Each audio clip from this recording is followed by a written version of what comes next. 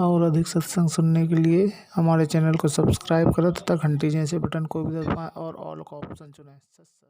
पुण्यात्माओं, ठीक है, परमात्मा ने आपका पिछला संस्कार है, आपके अच्छे पुण्य हैं, आपको धन दिया है, माया दी है, ठीक है, अपना को मकान ठीक सा बना लीजिए,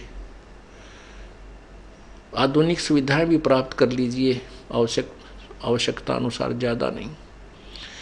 और एक गरीब व्यक्ति है जिसने केवल एक ही मकान मुश्किल से कमरा बना पाया है, एक रसोई मुश्किल से बनी हुई है, और एक ऐसा है कि जिसने 1 एकड़ में कोठी बना रखी है और 2 और 3 4 मंजिल की भी पता नहीं कितने मंजिलों की बना रखी है, लिफ्ट लगा रखी है, पता नहीं कितनी सुविधाएं उपलब्ध हैं। तो परमात्मा कहते हैं कि जो वो गरीब व्यक्ति जिसकी मकान की छत छान वो भी टूटी हुई हो लेकिन वो भक्ति करता हो, वो परमात्मा को प्यारा है। और वो सुंदर महल में रहने वाला जो भक्ति नहीं करता, वो व्यक्ति अपना जीवन व्यर्थ कर रहा है। राम रटत दारिद्र भलो, टूटी घर की छान, वो सुंदर महल किस काम के, जहाँ भक्ति नहीं भगवान। उन घरों में ना जाने कब के बिजली गिर जाएगी। एक अखबारों में भी पढ़ी थी कि एक व्यक्ति के पास बहुत माया थी, ऐसी कोठी बना रखी थी उसने, ऐसे उसमें जीना चढ़ा रखा था इन पेड़ काड़ा कि उसमें लोडी ट्रक उसकी छत पर पहुंच जाता था। और फिर क्या हुआ, जब उसके अंत समय आया, किस दुर्गति से हुआ, उसी की पुत्री ने, जैसा कि समाचार पत्रों में सुना, उसी की पुत्री ने किसी आपसी संपत्ति की विवाद में वो पिता भी और सौतेली माँ भी और भाई भी, उसके बच्चे भी सारे काट डाले। उस व्यक्ति की कैसी दुर्गति हुई, जहाँ भगवान की भक्ति नहीं, ऐसे कहर टूट जाते हैं। और यदि वो प्रभु की शरण में होता, सद्बुद्धि देता भगवान, उसको भी सद्बुद्धि देता, अपनी बेटी को भी हिस्सा देता, ले बेटी तेरा भी तो भी मेरी तो संतान है, तो ऐसी व्यवस्था करा देता और मोक्ष देता। और भी बहुत से ऐसे प्रमाण हैं। बड़े बड़े जो सेठ थे वो अपने ही हेलीकॉप्टर के अंदर क्रैश हो जाने से और वहाँ हार्ड खिंड गए। परमात्मा इन सब बातों को याद दिलाते हैं। ये नहीं कि हम ना मरेंगे या आप नहीं मरोगे, मरना सभी ने है, लेकिन जो भक्ति करके नहीं करता वो खाली जाता है सच्चे दरबार में, फिर उसका काला मुंह किया जाता है और 83 लाख योनियों में ठोक दिया जाता है। फिर परमात्मा हमें याद दिलाते हैं, राम रटत कन्या भली, साकट भलो न पूत, जैसे छेरी के गल में गलथना, जिसमें दूध न मूते। परमात्मा, जैसे हमारे समाज में एक विशेष पहले से कुछ ऐसी धारणा बनी हुई है कि हम पुत्र को महत्व ज़्यादा देते हैं और बेटियों को कम देते थे। अब तो बहुत परिवर्तन हो चुका है। वर्तमान में तो ऐसा विशेष नहीं रहा है। फिर भी जो भोले भाले हैं वो एकाध वैसे किसी उलझन में उलझा हुआ नहीं, पहले बहुत ज़्यादा था ऐसा। तो उस समय परमात्मा कह रहे हैं कि भाई राम रटत कन्या भली, बेटी बहुत अच्छी हमें, वो बेटी अच्छी है जो भक्ति करती है, और वो साकट पुत्र, वो पुत्र भी जो साकट हो वो हमें कति आवश्यकता नहीं। साकट एक तो नास्तिक होता है, नास्तिक वो होता है स्वयं भक्ति नहीं करता पर और किसी को बाधा नहीं करता। साकट वो होता है स्वयं भी भक्ति नहीं करे और कोई जैसे उससे संबंधित और उसके अंतर्गत उसके प्रेशर में जितने व्यक्ति हों उन्हें भक्ति ना करने दे, स्वयं भी नहीं करे और उनको भी किसी न किसी कारण से परेशान रखे ताकि वो भक्ति ना कर सके। उसको साकट कहते हैं, साकट संत लैंग्वेज में। तो क्या बताते हैं कि राम रटत कन्या भली और साकट बलाना पूत, जैसे बकरी के गल में गलथना, बकरी के गल में एक थन जैसी खालड़ा लटका करता है, गले में सतन थन जैसा ही होता है, लेकिन वो किसी यूज में नहीं आता, ना उसमें दूध होता, ना वो पेशाब के काम आता। कहने का भाव ये है कि परमात्मा कहते हैं वो बेटा तो उस बकरी के गल में जैसे वो गलथना लटके, व्यर्थ का वजन, बेमतलब का बोझ, तो वो बेटा जो भक्तिहीन प्राणी है, वो बेटा उस पिता के गले में एक व्यर्थ का बोझ है। और वो बेटी अच्छी है जो भगवान के चरणों में लगी हुई है। अब जो बेटी भगवान के चरणों में लगी है और परमात्मा की भक्ति कर रही है, उसका विवाह होगा, उसका जीवन सफर होगा, प्रारंभ होगा। परमात्मा अपनी बेटी के लिए आगे से आगे उसके दुखों का निवारण करेगा और माता पिता चैन से अपनी भक्ति कर लेंगे। तो कहते हैं वो माता पिता के लिए बोझ नहीं बनेगी वो बेटी जो भक्ति करती है, और जो साकट बेटा भक्ति नहीं करता वो तो एक सिर दर्द है। वो वजन है जैसे बकरी के गल में गलथना जिसमें दूध न मूत, अर्थात यूजलेस। परमात्मा कहते हैं बेटा जाया खुशी हुई बहुत बजाए थाल, ये तो आना जाना लगा हुआ है ज्यों कीड़ी का नाल। अब जैसे राजा लोगों के यहाँ, पैसे वालों के यहाँ पुत्र उत्पन्न होता था तो खुशी मनाते थे बाजे बैंड बजा के, और गरीब व्यक्ति ने पुत्र होने की खुशी मनाने का तरीका ढूंढ रखा कि थाली बजाया करते थे, ये थाल पीटा करते। तो जहाँ भी कहीं आसपास थाली की बजने की आवाज़ आती तो आसपास गौहंड के व्यक्ति समझ जाया करते कि उनके घर में बच्चा होने वाला था, तो उनको लड़का उत्पन्न हुआ है। ये थाली बजाना लड़का उत्पन्न होने की पहचान होती थी। तो परमात्मा कहते हैं बेटा जाया खुशी हुई बहुत बजाए थाल, ये तो आना जाना लगा हुआ है ज्यों कीड़ी का नाल। 1 लाख जा रहे हैं, 1.25 लाख जन्म लेने के लिए आ रहे हैं, 1 लाख मर के जा रहे हैं, 1.25 लाख जन्म उत्पत्ति के लिए भागे आ रहे हैं, अलग अलग माताओं के गर्भ में प्रवेश कर रहे हैं। अब परमात्मा याद दिलाते हैं झूठे सुख को सुख कहे मान रहा मन मोद, ये सकल चबीना काल का कुछ मुख में कुछ गोदे।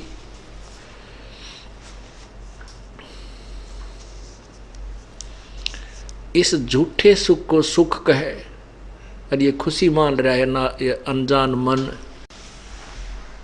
ये तो सकल चबीना, चबीना माने आहार, ये सकल चबीना काल का कुछ मुख में कुछ गोद। 1 लाख तो मुख में जा लिए आज, और बाकी जो बचे हुए इनको गोदी में, गोदी मीन उनको पाल पोस रहा है, उनको खिला रहा है, प्रसन्न कर रहा है, और फिर समय आने पर उनको भी खा जाएगा।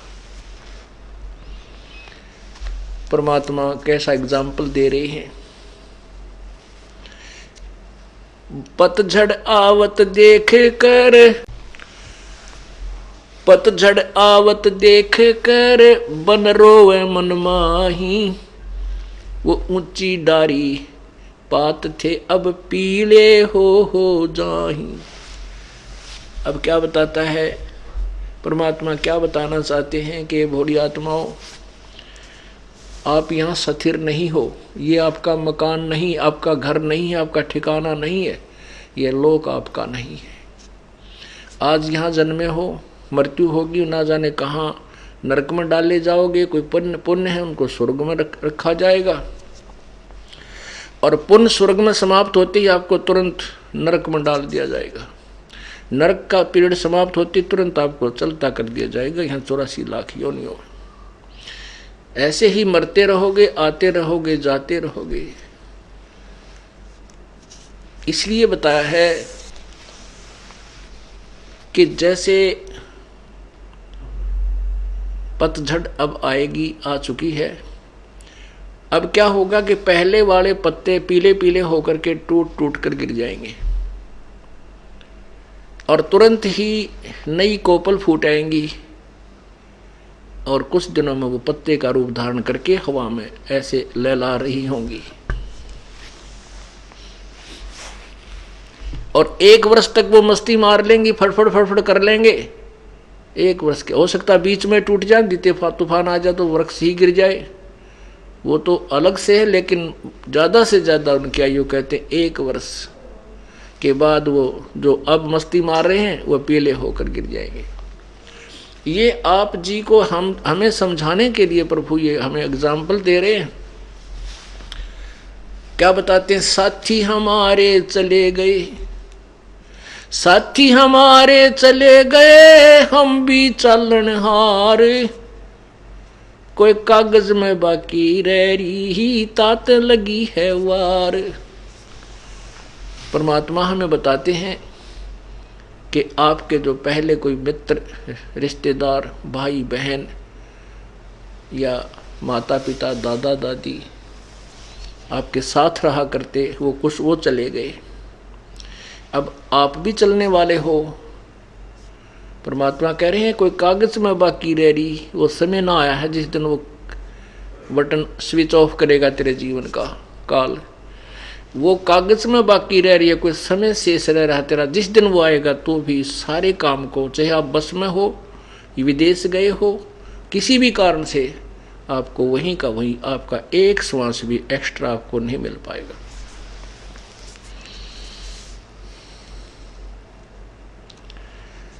इसलिए प्रभु को मत भूल। हम यदि परमात्मा के चरणों में लगे रहेंगे, उस परमेश्वर की शरण में सच्चे मंत्र का सच्चे ढंग से लगे रहेंगे, जाप करते रहेंगे, तो एक तो ऐसे हमारा परमात्मा हमारे जीवन में वृद्धि करेगा और ऐसी बेमौत नहीं मरेंगे हमारे भक्त, परमात्मा के जो सच्चे भक्त होते हैं। लेकिन जो भक्ति नहीं करते उनके लिए ये शिक्षा उपदेश परमात्मा बता रहे हैं। तो क्या कहते हैं? साथी हमारे चले गए, हम भी चालनहार, कोई कागज में बाकी रह रही, तात लगी है वार। फिर देर को नहीं, जब ये शरीर छूट जाए, प्राण निकल जाएंगे, ये खोखा पड़ा रह जाएगा। कुल के लोग तुरंत इकट्ठे हो जाएंगे और न्यू कहेंगे भाई जल्दी ठाओ, जल्दी ठाओ, जल्दी करो। और कोई लकड़ी ढोने लग जाएगा, कोई कुछ व्यवस्था करने लग जाएगा, और जिसका वो मृत्यु होती है घर में, वो बेचारे बुरा हाल रो रो कर टक्कर मारने लग जाएंगे। तो परमात्मा कहते हैं या फिर कति देर नहीं है, इतने देर है, इतने तेरी या स्विच ऑफ ना होता या मृत्यु ना आती तेरी। फिर क्या बताते हैं? आगे गए ना बावड़े, जो पहले चले गए वो तो तूने देखे नहीं, आगे तेरे पास नहीं आएंगे, नहीं आए। और रहते भी सब जाही, बिन साहिब की बंदगी की ठोर ठिकाना नहीं। पहले चले गए वो तो वापस नहीं आए, आपको वो जो के तुम उसी स्वरूप में नहीं मिले। वो वैसे तो आते रहेंगे 84 लाख योनियों में। पहले गए ना बावड़े, रहते भी सब जाही, बिन साहेब की बंदगी की ठोर ठिकाना नहीं। कबीर परमेश्वर की भक्ति बिना जीव की कहीं भी ठिकाना नहीं है। अब यहाँ मनुष्य जीवन में चाहे राजा बना है, मृत्यु जिस दिन समय आएगा वो राजा जो का तो हार्ट अटैक से या किसी अन्य कारणों से तुरंत मृत्यु को प्राप्त हो जाएगा। उसके बाद फिर नरक जाएगा या स्वर्ग जाएगा, जैसे उसके पुण्य होंगे तो वहाँ स्वर्ग गया, स्वर्ग में समय पूरा होती, ऐसे ही चला चली कर देंगे। चलो फिर नरक में फिर 84 लाख योनि, कुत्ते की जुन्नी पाई, कुत्ता मृत्यु हो गया, फिर गधे की पाई, गधे में मृत्यु हुआ, आगे फिर और अन्य प्राणियों में। कहती हैं कितने ठिकाना कौन। आज कोठी बनाई है, एक व्यक्ति एक शहर में बहुत बड़ी कोठी बनाई उसने, मेन रोड के ऊपर, और उसमें एक मार्केट टाइप बिल्डिंग बनाई। जिसमें सैकड़ों दुकान बनाई और बना रहा था वो सैकड़ों दुकान, और उसका उद्देश्य था कि ये कम से कम भी 2-4 लाख रुपए डेली का मुझे लाभ देगी, इतना पैसा मेरे जो है ना कमाऊंगा। वो क्या कर रहा था कि आधी बिल्डिंग बन चुकी थी, आधी शेष थी, वहाँ मजदूर जो काम करते थे उनको पैसे दे करके वहीं पटड़ा गाल कर स्नान करने लग गया। गर्मियों के दिन थे, स्नान करके अपना जो है ना तैमंद धोती बांधी थी और बांधते ही हार्ट अटैक हो गया, वहीं का वहीं लुढ़क गया। वो मजदूर वहीं पर अपने कुछ नोट नाट गिनती कर रहे थे, वहीं बैठे थे, कुछ चले गए थे। 1 सेकंड में मृत्यु होगी और वो उसकी पलान नो की नो रहेगी। तो परमात्मा हमें याद दिलाते हैं,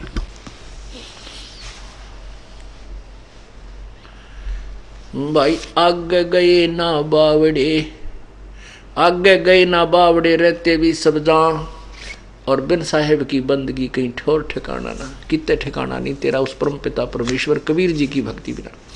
उस कबीर परमेश्वर की भक्ति करने से हमें क्या लाभ होगा कि हम सतलोक चले जाएंगे। गीता जी अध्याय नंबर 15 के श्लोक नंबर 1 से 4 का एक विशेष विवरण है कि परमेश्वर उल्टा लटका हुआ संसार रूपी वृक्ष है। इस पूरे ब्रह्मांडों को समझो कि परमेश्वर की जो कंस्ट्रक्शन है, इसको उल्टा लटका हुआ संसार रूपी वृक्ष समझो, और जो ऊपर को इसकी जड़ है, नीचे को शाखाएं हैं। ऊपर को जड़ तो पूर्ण परमात्मा समझो, नीचे को शाखाएं रजगुण ब्रह्मा, सतगुण विष्णु, तमगुण शिव जी जानो। और जो संत इस संसार रूपी वृक्ष की सर्व शाखाओं के बारे में, सभी पार्ट्स ऑफ द ट्री, उस वृक्ष के सभी भागों को बता देगा कि तना क्या है, डार कौन भगवान है और शाखा कौन है, पात क्या है, वो तत्वदर्शी संत है, स वेदविद।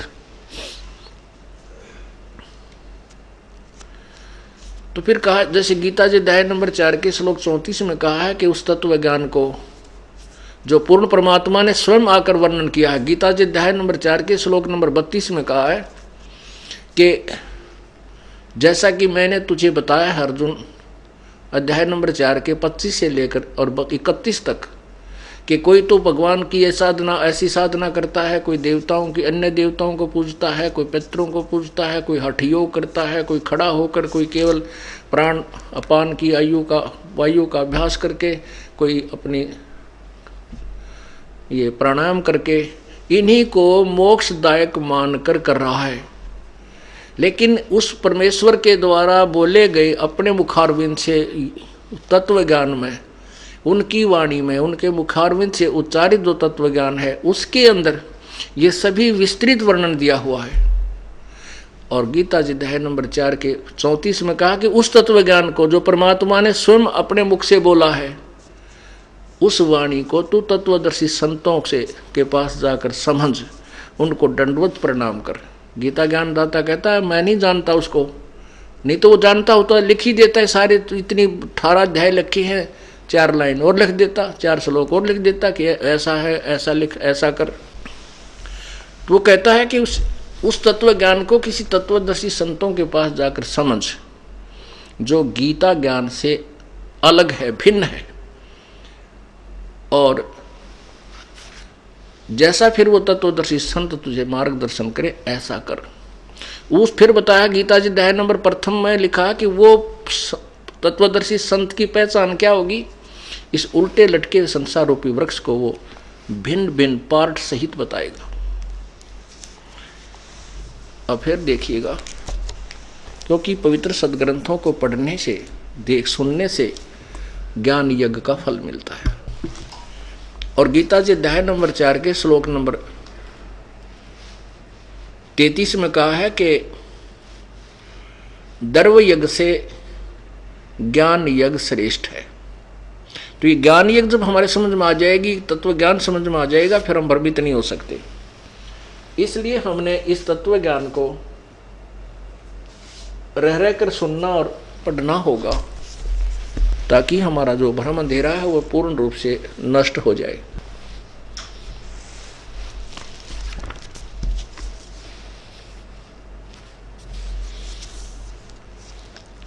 ये देखिएगा पवित्र गीता जी,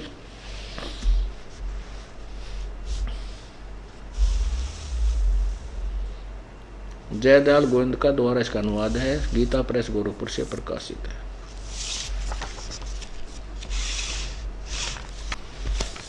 अध्याय नंबर 4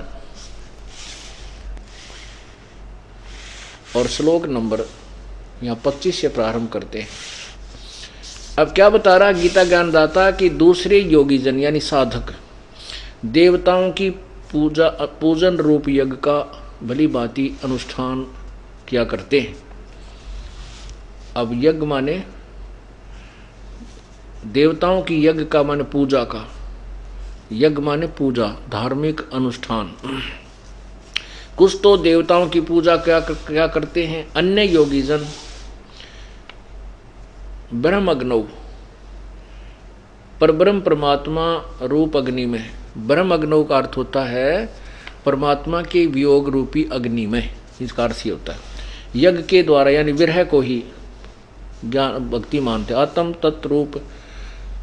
रूप यज्ञ का हवन किया करते हैं। और 26 में कहा है कि अन्य योगीजन श्रोत्र आदि समस्त इंद्रियों को संयम रूप अग्नि में हवन किया करते हैं, दूसरे शब्द आदि समस्त विषयों को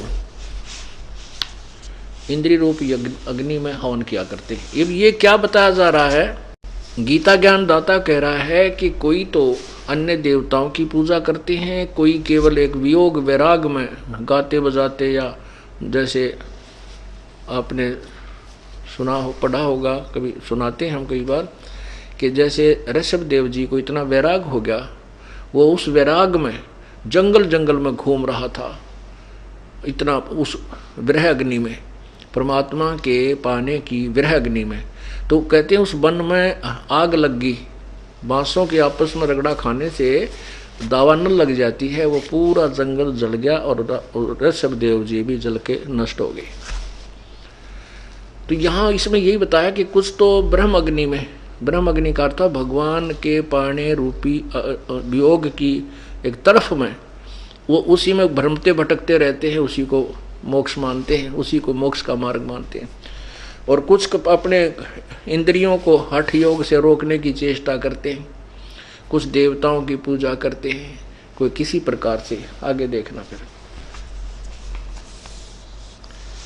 आप 26 आपने पढ़ लिया, अब 27 देखो। दूसरे योग, हाँ ये आपने पढ़ लिया। हाँ, दूसरे योगीजन इंद्रियों की संपूर्ण क्रियाओं को और प्राणों की समस्त क्रियाओं को, प्राण माने श्वासों की, ज्ञान से प्रकाशित आत्म संयम योग रूप अग्नि में हवन किया करते हैं। अब इसका क्या अर्थ बताते हैं कि जैसे कुछ तो अपनी इंद्रियों को हठ योग से रोकने की में ही अपना मोक्ष मानते हैं। जैसे राजा जनक के पास जैसे सुखदेव ऋषि जी थे, उन्होंने अपने इंद्रियों को, कर्म इंद्रियों को, ज्ञान इंद्रियों को जीतने की चेष्टा कर ली थी कि मैंने अपनी इंद्रियों पर काबू पा लिया, और उसी से वो मोक्ष मान रहा था। तो राजा जनक के पास जब वो गए उनसे उपदेश लेने के लिए, तब राजा जनक ने कहा था कि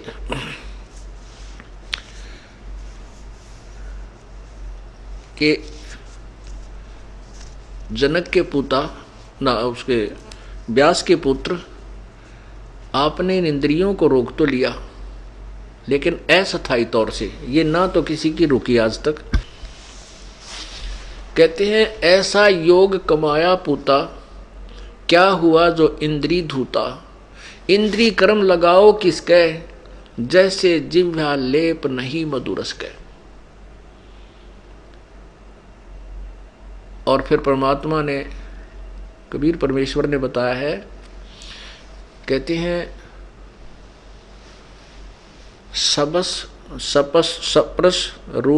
सप्रस रूप रसगंध, ये 5 प्रकार के विकार होते हैं जिनसे ये प्राणी, जिनके कारण ये प्राणी अपने जीवन को बर्बाद कर देता है।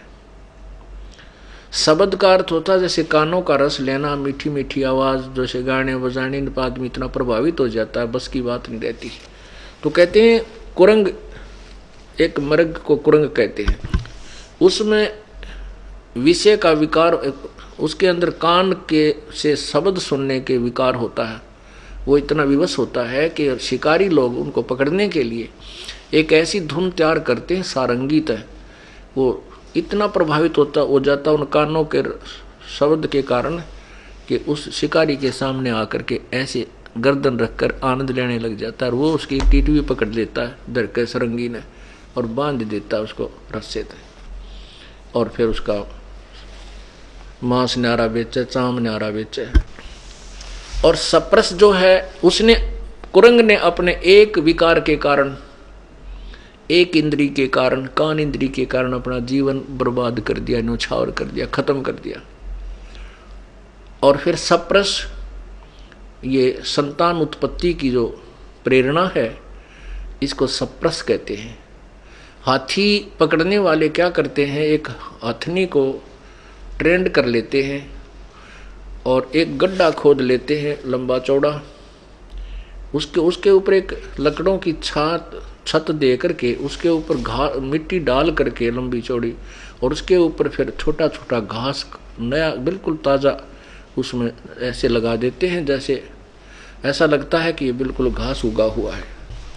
उस हथनी को भेज देते हैं उन हाथियों के झुंड में, वो ट्रेंड होती है और वो जाकर के उन हाथियों को सप्रस करती है, उनको प्रेरणा करती है, उनके अंदर रजोगुण उत्पन्न कर देती है। और फिर वो उसके साथ भागने की चेष्टा कर, जब वो कोशिश करते हैं तो वह भाग लेती है। पीछे पीछे हाथी उसके पीछे पीछे 4, 5, 6 का झुंड लग लेता है। वो ट्रेंड होती है, सीधी भागी आती है। वो जो हाथी पकड़ने वाले वृक्षों की ओट में खड़े हो जाते हैं, आड़ में। वो हथनी एक बार तो सीधी भागी आती है, हाथी उसके पीछे पीछे भाग रहे होते हैं, वो एकदम साइड काट के और फिर ऐसे ऐसे घूमकर न्यू भाग लेती है, ऐसे फिर सीधी भाग लेती है। हाथी फिर सीधे ही भागे आ जाते हैं, वो अंधे हो जाते हैं, नहीं देखते आगे क्या है, नहीं तो हाथी सूंघ सूंघ के कदम रखता है, तो एकदम वो उन गड्ढे में आकर गिर जाते हैं जो वो लकड़ी से छत दे रखी थी, और वहाँ रो चंगाड़ मारे, बुरा हाल करें। फिर उसके अंदर उसको हाथी पकड़ने वाले फिर ऊपर से उनका भाले ठोक के खूब उनको नचा के कुदा के भूखे रख के, जो वो कति ऐसे हो जाते तब उनको पकड़ के बाहर और नगर नगर गांव गांव में उनकी दुर्गति करते हैं, उनसे फिर भीख मांगते हैं उनके ऊपर बैठ के। एक सप्रस के कारण, एक रजोगुण के कारण, सप्रस जो एक इंद्री का रस के कारण, उसने प्रजनन इंद्री के कारण के रस उसके कारण उसने अपना जीवन खो दिया। रूप, ये जो पतंग होते हैं, छोटे छोटे जो पतंगे, छोटे छोटे जीव होते हैं, ये दीपक के ऊपर या हाइलोजन जल रही है उसके ऊपर ऐसे भागकर चिपक जाते हैं, उनके बस की बात नहीं, वो रूप के ऊपर आसक्त होते हैं और उससे वो जल करके नष्ट हो जाते हैं। रस, जीव के स्वाद, जिह्वा इंद्री के कारण एक मछली जो अपना जीवन बर्बाद कर देती है, क्योंकि मछली पकड़ने वाले एक कांटे में लोहे के गुंडी वाला तार होता है, उसके अंदर एक मांस का टुकड़ा फंसा के और एक धागे से वो कुंडा बांध कर कांटा और जल में डाल देते हैं, और वो मछली भाग कर उसको पकड़ लेती है। पकड़ते ही वो कांटा उसके हलक में गड़ गया, अंदर जो है ना उसके मुख के अंदर फंस जाता है, और वो झटका देते हैं और ज़्यादा गड़ जाता है, बाहर पटक मारे, और वो मछली ने उस एक अपने जिह्वा स्वाद के लिए इंद्री के कारण अपना जीवन खो दिया। सुगंध, गंध, भौरा एक होता है, भौरा एक आपने देखा होगा, काला सा बूंद सा उड़ता हुआ चला करे। उस भौरे के अंदर नाक इंद्री जो है, नासा इंद्री, ये प्रभावित होती है इसके कारण वो फूल पर बैठ जाता, सुगंध लेने में इतना मस्त हो जाता है, रात्रि में फूल बंद हो जाता है और उसी में अपना जान बर्बाद, वो मर जाता है, लेकिन उठ नहीं सकता। तो यहाँ परमात्मा ये बताना चाहते हैं, कुछ तो दूसरे योगीजन संपूर्ण इंद्रियों की क्रियाओं को, प्राणों की समस्त क्रियाओं को ज्ञान से प्रकाशित आत्म संयम रूप अग्नि में हवन किया करते हैं। कहते हम बहुत अपने आप को साध लिया है, अपनी इंद्रियां रोक ली हैं। परमात्मा कहते हैं, कहन सुन की करते बाता कोई ना देखा अमृत खाता। कहते हैं परमात्मा कहते हैं कि कुरंग मतंग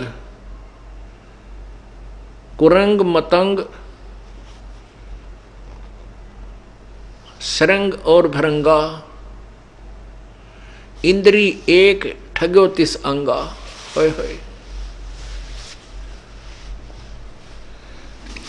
कुरंग मतंग पतंग भरंग और सरंगा इंद्री एक ठग्यो तिस अंगा, और तुम मेरे संग पांचों प्रकाशा, ये योग युगत की झूठी आशा।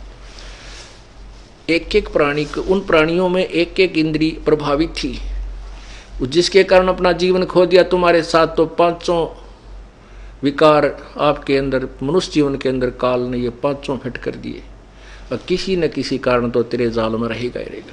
तो यहां परमात्मा कहते हैं तुम मेरे संग ये पांचों प्रभावित हैं, तो योग युगत की झूठी आशा। तो यहाँ ये बताना चाहते हैं कि कोई तो ऐसी साधना को उत्तम मोक्षदायक मान जानता है, कोई इसको मोक्षदायक जानता है, उसको मोक्षदायक जानकर ही करता रहता है। कहते हैं आगे बताएंगे कि वो तो इनके विषय में और विस्तृत ज्ञान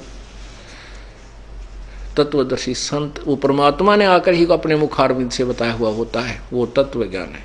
अब देखिएगा अध्याय नंबर 4 चल रहा है। आपने 27 सुना। दूसरे योगीजन इंद्रियों की संपूर्ण क्रियाओं को और प्राणों यानी समस्त क्रियाओं को ज्ञान से प्रकाशित, यानी अपनी सूझबूझ तनु का हमने कई संयम कर लिया। आत्म संयम योग रूप अग्नि में हवन करते हैं। 28 में देखो, कई पुरुष द्रव्य यज्ञ संबंधी यज्ञ करने वाले हैं, यानी भंडारे भंडूरे करते रहते हैं। तपस्या करने वाले ही कितने ही अन्य जो तपस्या रूप यज्ञ करने वाले जो तप करते हैं, हठ योग करके, खड़े होकर, बैठकर, जो पानी में कहीं कहीं, तथा कि दूसरे कितने ही योग रूप यज्ञ को हवन करते हैं। कुछ योग ही करते हैं, जैसे योगासन जिनको कहते हैं, करते हैं।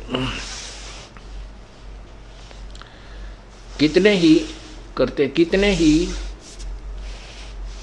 अहिंसावादी तीक्ष्ण व्रतों से युक्त यत्नशील पुरुष स्वाध्याय रूप यज्ञ ज्ञान यज्ञ करने वाले हैं। अब देखो कहते कुछ तो बेचारे इसे जबरदस्त इतना तप, इतना भयंकर जो है ना कष्ट सहन करते हैं, तीक्ष्ण। जैसे आपने जैनी साधु देखे होंगे, पैरां तर नंगे, मुंह पर पट्टी बांध लेंगे, कहती है इसी को मोक्ष मानते हैं। कहते नावा भी कोई ना कदे। कुछ ऐसे हैं जैनियों में कि स्नान भी नहीं करना है, स्नान करने तो जीव मर जाएंगे। तेरा बोला पैदल चालो फिर कितना मार दो तुम। मतलब अब बिना ज्ञान के, बगैर तत्व ज्ञान के ऐसे कहते हैं। सभी अपनी अपनी साधनाएं ऐसी ऐसी कर रहे हैं। कुछ स्वाध्याय, जैसे किसी ने बता रखा गीता जी का एक पाठ डेली कर लिया करो, एक अध्याय, ओहो बेड़ा पार हो जाए। कहते इस अध्याय से ही कोई मोक्ष मानते हैं? नहीं। अब कहते हैं इस सारे तत्व, इस सभी के विषय में तत्व ज्ञान से निर्णय होगा। वो परमात्मा ने स्वयं अपने मुखारविंद से बोला हुआ है। ये इस पवित्र गीता जी के ज्ञान को हमने इस तरीके से समझना है, जो इसका वास्तविक लाभ हमें मिलेगा। अब देखना अध्याय नंबर 4 का आपने ये 28 तक सुन लिया। अब 29-30, दूसरे कितने ही योगीजन अपान वायु में प्राण वायु को हवन करते हैं, वैसे ही अन्य योगीजन प्राण वायु में अपान वायु को हवन करते हैं। अन्य कितने ही नियमित आहार, यानी कुछ कम आहार करने वाले प्राणायाम प्रायण पुरुष प्राण और अपान की गति को रोककर प्राणों को प्राणों में ही हवन किया करते हैं। ये सभी साधक यज्ञों द्वारा पापों का नाश करने वाले यज्ञ को जानने वाले हैं। इसका वास्तविक अर्थ ये है कि ये जो साधना कर रहे हैं ना, जैसी भी, वो सभी इन सभी अपनी क्रियाओं को पाप नाशक ही मानकर करते हैं कि हम अपनी क्योंकि पाप नाश होए बिना कल्याण नहीं हो सकता। तो ये कहते हैं ये सभी जो क्रियाएं कर रहे हैं, ये अपनी अपनी क्रिया को जो करते हैं ऐसे वो पाप नाशक जानने वाले हैं, यानी उनको पाप नाशक जानते हैं।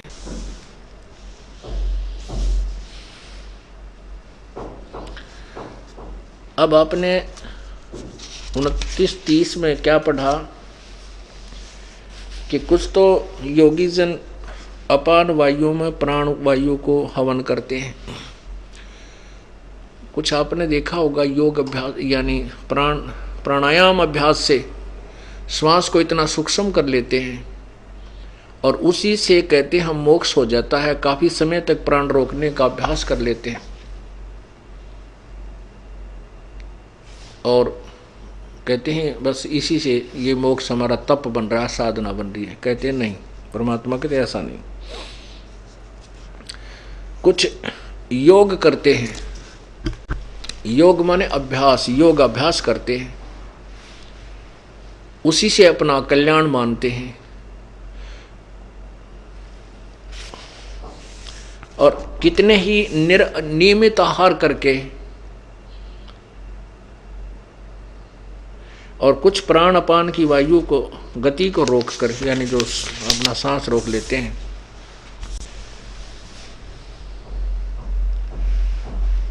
आगे बताया है कि ये वैसे तो सभी समझते हैं कि हम जो साधना कर रहे हैं वो पापनाशक, उनको पापनाशक ही जानते हैं। आगे बताया है कि हे कृष्ण, हे कुरुश्रेष्ठ अर्जुन, ये देखिएगा 31 फिर पढ़िए। हे कुरुश्रेष्ठ अर्जुन, यज्ञ से बचे हुए अमृत का अनुभव करने वाले योगीजन सनातन ब्रह्म सनातन ब्रह्म परमात्मा को प्राप्त होते हैं। यज्ञ से बचे हुए अमृत का अनुभव करने वाले, यज्ञ न करने वाले पुरुषों के लिए तो यह मनुष्य लोक भी सुखदायक नहीं है, तो फिर परलोक कैसे हो सकता है, सुखदायक हो सकता है। अब इस पॉइंट को समझने के लिए कि सनातन परब्रह्म परमात्मा को प्राप्त होते हैं कौन? यज्ञ से बचे हुए अमृत का अनुभव करने वाले।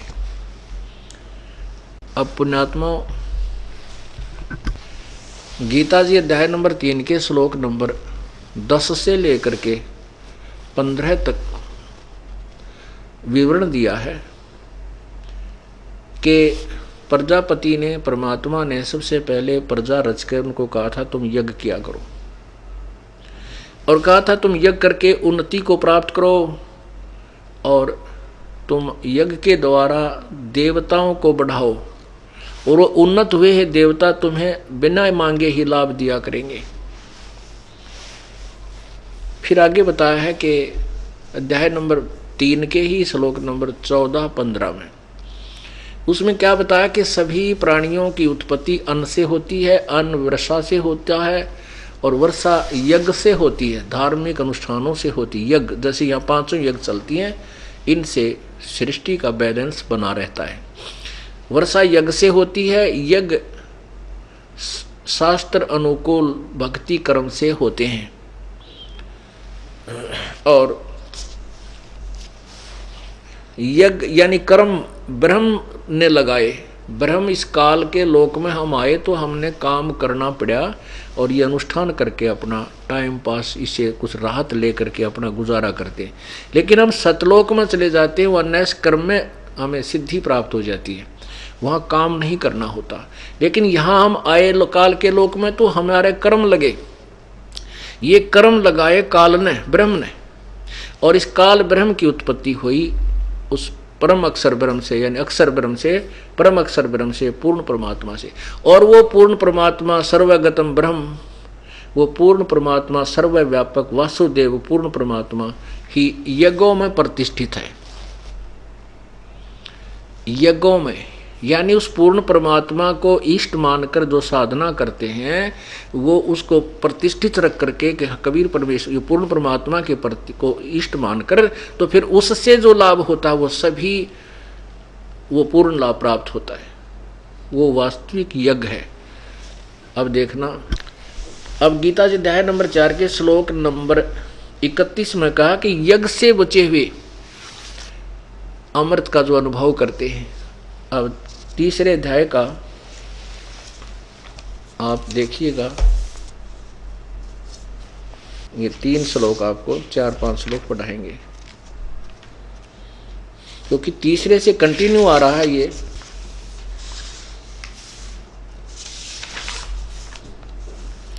देखिए अध्याय नंबर 3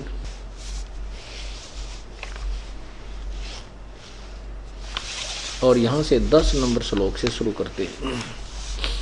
प्रजापति ब्रह्मा ने कल्प के आदि में यज्ञ सहित प्रजाओं को रचकर उनसे कहा था, तुम लोग इस यज्ञ के द्वारा वृद्धि को प्राप्त हो, यह यज्ञ तुम लोगों को इच्छित भोग प्रदान करने वाला हो। अब 11वें में कहा है कि इस यज्ञ के द्वारा देवताओं को उन्नत करो और वो देवता तुम लोगों को उन्नत करें। इस प्रकार निस्वार्थ भाव से एक दूसरे को उन्नत करते हुए तुम लोग परम कल्याण को प्राप्त हो जाओगे। आगे 12 में कहा है कि यज्ञ के द्वारा बढ़ाए हुए देवता तुम लोगों को बिना मांगे ही इच्छित भोग निश्चय ही देते रहेंगे। इस प्रकार उन देवताओं द्वारा दिए हुए भोगों को जो पुरुष उनके बिना दिए स्वयं ही भोगता वो तो चोर ही है। 13 में स्पष्ट किया है, जो दास आपको बताना चाहता है कि यज्ञ से बचे हुए अन्न को खाने वाले श्रेष्ठ पुरुष सब पापों से मुक्त हो जाते हैं। जो पापी लोग अपने शरीर पोषण करने के लिए ही अन्न पकाते हैं वे तो पाप को ही खाते हैं। अब देखो 14 और 15 में स्पष्ट किया है कि संपूर्ण प्राणी अन्न से उत्पन्न होते हैं। अन्न की उत्पत्ति वृष्टि से होती है, वर्षा से, वृष्टि यज्ञ से होती है और यज्ञ विहित कर्मों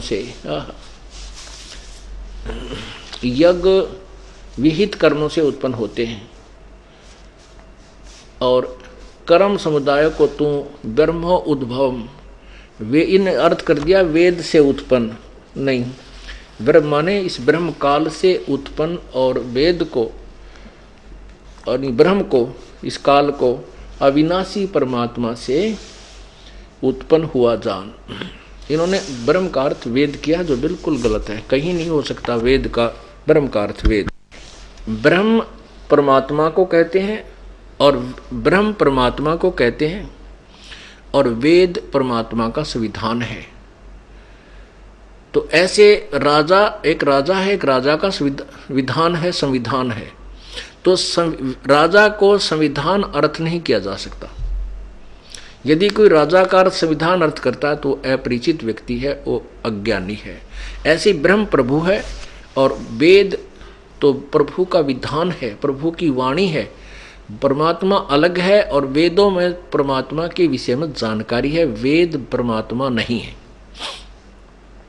तो यहां कहने का भाव है कि इन्होंने अर्थ इसलिए गलत कर दिया कि तत्व ज्ञान से अपरिचित थे। तो यहां लिखा है कि ब्रह्म की उत्पत्ति वेदों अक्षर पुरुष से हुई, अक्षर से हुई है। अक्षर पुरुष, ये देखो कर्म समुदाय को तू यहां करो वेद से, ब्रह्म से उत्पन्न, यानी क्योंकि काल के लोक में आए तो हमने कर्म करके खाना पड़ा। सतलोक में कोई कर्म से नहीं, बल्कि परमात्मा की तरफ से हमें सब वस्तु मिलती है। तो ब्रह्म की उत्पत्ति, ब्रह्म यहां ब्रह्म लिखना था, काल अविनाशी परमात्मा से अक्षर सम उद्भवम, अविनाशी परमात्मा से उत्पन्न हुआ जान। इससे सिद्ध होता है कि सर्वव्यापी सर्वगतम ब्रह्म, सर्वव्यापी परम अक्षर परमात्मा सदा ही यज्ञों में प्रतिष्ठित है। ये परम अक्षर परमात्मा, यानी परम अक्षर ब्रह्म कहो, परमात्मा को परम अक्षर ब्रह्म ही यज्ञों में प्रतिष्ठित है। क्या मतलब हुआ कि जो अब ये समझना, इसको समझने के लिए आपको बार बार ये क्लास समझाया जाएगा आप स्टूडेंट हैं, आप परमात्मा के प्राप्ति वाले विद्यालय, स्कूल, कॉलेज के यानी विश्वविद्यालय के विद्यार्थी हो। आपको रह कर ये चैप्टर रह कर ये क्लियर करना पड़ेगा दास को, कि ताकि आप स्वयं तो भक्ति करोगे ही और साथ में अन्य भोली आत्माओं को भी समझा करके इस दास के पास ला करके उनका कल्याण करवाओगे, इस स्कूल में उनको भी प्रवेश दिलवाओगे।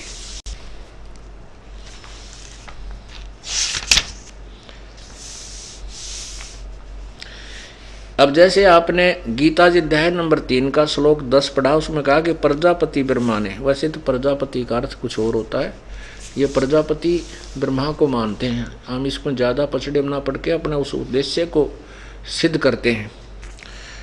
कल्प के आदि में यज्ञ सहित प्रजाओं को रचकर, यानी सब यज्ञों को अनुष्ठानों के विषय में भी बताया था और साथ में प्रजा की रचना की। तुम लोग यज्ञ के द्वारा उन्नति को प्राप्त हो, वृद्धि को प्राप्त हो, और तुम लोगों को यह यज्ञ तुम लोगों को इच्छित भोग प्राप्त कराए। 11वें में लिखा कि यज्ञ के द्वारा देवताओं को उन्नत करो। अब आपने ये भी पढ़ा है कि उस यज्ञ में प्रतिष्ठित वो परम अक्षर ब्रह्म है, और उस परम अक्षर ब्रह्म से ही ये ब्रह्म की उत्पत्ति हुई। वो सर्वगतम ब्रह्म, वो सर्वव्यापी अक्षर ब्रह्म यानी परम अक्षर ब्रह्म यानी परम अक्षर परमात्मा ही यज्ञों में प्रतिष्ठित है। अब यहाँ देखिएगा कि जैसे हमने एक भक्ति रूपी पौधा लगाना है, तो ये है पूर्ण परमात्मा रूपी मूल। जैसा हमने प्रारंभ किया था, इसको कहाँ से हमने प्रारंभ किया था? 15वें गीता जी अध्याय नंबर 15 के श्लोक नंबर 1 से 4। हम इसको समझाना के लिए आपको विस्तृत विवरण बता रहे हैं कि ये एक उल्टा लटका संसार रूपी वृक्ष है, जो जमीन से बाहर दिखाई देता उसको हम पेड़ बोलते हैं, वृक्ष कहते हैं। और इसका ये तना मोटा तना कहलाता है, ये हिस्सा, ये पार्ट जो है ये मोटी डार कहलाती है, फिर ये आगे शाखाएं कहलाई जाती हैं, ये पत्ते हैं। तो इसमें बताया गीता जी अध्याय नंबर 1 में कहा कि ऊर्ध्व मूलम अधः शाखम, ऊपर को मूल वाला और नीचे को शाखाओं वाला।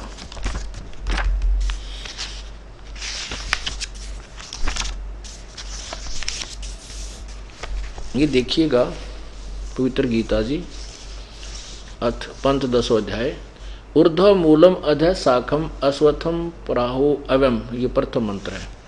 छंदासी यस्य प्रणानी यह तम वेद स वेदवित। इसका अर्थ है कि ऊपर को मूल वाला जड़ वाला, नीचे को शाखा वाला, ये अविनाशी उल्टा लटका हुआ पीपल, संसार रूपी पीपल का वृक्ष है।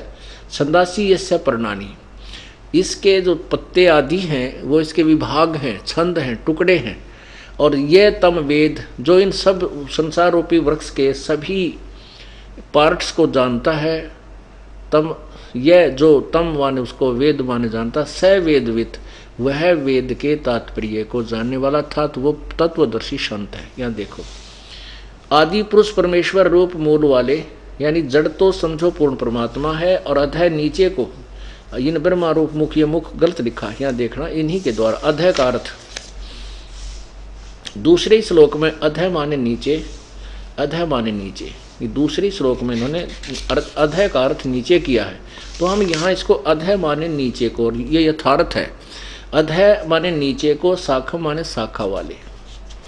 और संसार रूपी पीपल के वृक्ष को अविनाशी कहते हैं, वेद जिसके पत्ते कहे हैं, नहीं, ये इन्होंने गलत कहा है। इसका अर्थ सीधा बनता है कि जिसके पत्ते आदि जो पार्ट्स हैं वो छंद विभाग हैं, यह तम वेद। ये देखो संस्कृत मूल देखिए, छंदासी यस्य प्रणानी यह तम वेद, इन्होंने बीच में घुसेड़ दिया वेद को, नहीं, उसके पार्ट्स हैं, उसके पत्ते आदि, उसके छंद विभाग हैं, यह तम वेद, जो उसको जानता है। वेद माने जानना होता है। स वेदवित, वह वेद के तात्पर्य को जानने वाला है, वो तत्व ज्ञान से परिचित है। इसका ये अर्थ बनता है। पीपल रूपी वृक्ष को अविनाशी कहते हैं, जिसके वेद पत्ते कहे गए हैं। जो उस संसार रूप वृक्ष को जो पुरुष मूल सही तत्व से जानता है, स वेदविद, वह वेद के तात्पर्य को जानने वाला, अर्थात वो तत्वदर्शी संत होगा जो इस उल्टे लटके संसार रूपी वृक्ष के पार्ट्स ऑफ ट्री के जो पूर्ण विवरण दे देगा, स वेदविद, वह तत्वदर्शी संत है। तो यहां देखिएगा, ये है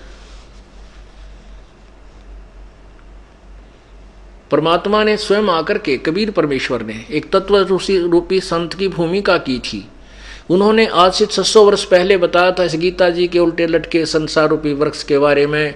अक्षर पुरुष एक पेड़ है, निरंजन वा की डार, और तीनों देवा शाखा है, ये पात रूप संसार। तो वो परमात्मा ही तत्वदर्शी संत की भूमिका करते हैं, उनके बिना इस ज्ञान को कोई बता भी नहीं सकता। अब यहाँ देखो नारे नारे पार्ट्स। अक्षर पुरुष एक पेड़ है, जो बाहर दिखाई देता उसको अक्षर पुरुष कहते हैं। पेड़ दिखाई, उसका अक्षर पुरुष एक ये पेड़ है, यानी तने से संबंधित होता है। तो ये तना तो अक्षर पुरुष यानी क्षर पुरुष है, ये अक्षर पुरुष है, ये परब्रह्म है। इससे एक मोटी डार निकली, ये ब्रह्म ज्योति निरंजन है, ब्रह्मा विष्णु महेश का पिता है। इस ब्रह्मा विष्णु यानी क्षर पुरुष से, ब्रह्म से आगे रजगुण ब्रह्मा, सतगुण विष्णु, तमगुण शिव जी रूपी शाखा है, और हम इससे आगे पात रूप में हम हैं, संसार रूपी ये पत्ते हैं। अब ये जड़ जो है ये मूल है, ये परम अक्षर ब्रह्म है, पूर्ण परमात्मा है। अब यहां पूर्ण परमात्मा से ही आहार चलता है इस वृक्ष को, तने में आया, तना से डार में यानी परब्रह्म में, परब्रह्म से ब्रह्म में, ब्रह्म से ब्रह्मा विष्णु महेश रूपी शाखाओं में, और फिर इन हमारे पास पहुंचा। अब हमने ये समझना है कि जैसे इसमें बताया कि तुम देवताओं को उन्नत करो, और वो बढ़े हुए देवता तुम्हें उन्नत करे, और साथ में ये भी कहा कि उस परम सर्वगतम ब्रह्म को यज्ञों में प्रतिष्ठित है, उसी की पूजा करोगे तो तुम्हारे शुभ संस्कार बनेंगे, तुम्हें यथार्थ भक्ति लाभ मिलेगा। वो संस्कार बन के ब्रह्मा विष्णु महेश के पास तुम्हारे अकाउंट में जमा होंगे, फिर ये ब्रह्मा विष्णु महेश तुम्हें वो शुभ संस्कार ही देंगे, अन्य कुछ नहीं दे सकते। तो हमने पूजा तो पूर्ण ब्रह्म की करनी होगी, उसके बताए अनुसार चलना होगा। उसके बाद जो संस्कार हमारे पुण्य बनेंगे जैसे भी यहाँ के, तो वो फिर ब्रह्मा विष्णु महेश के पास जाएंगे, वो आपको वर्क डन देंगे, किए हुए कर्म का फल ही देंगे। और वो कर्म कैसे बनेंगे? ये कर्म ऐसे बनेंगे। अब देखना, जैसे हम कोई भक्ति रूपी पौधा लगाना चाहते हैं, रोपना चाहते हैं, तो ये है प्रॉपर वे ऑफ प्लांटिंग, ये यथार्थ विधि है पौधा लगाने की।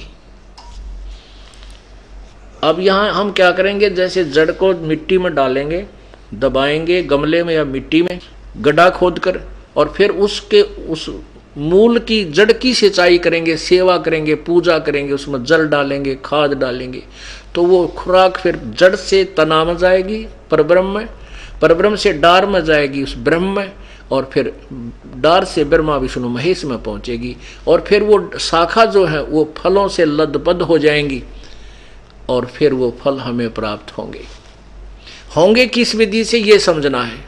फिर देखिएगा, ये है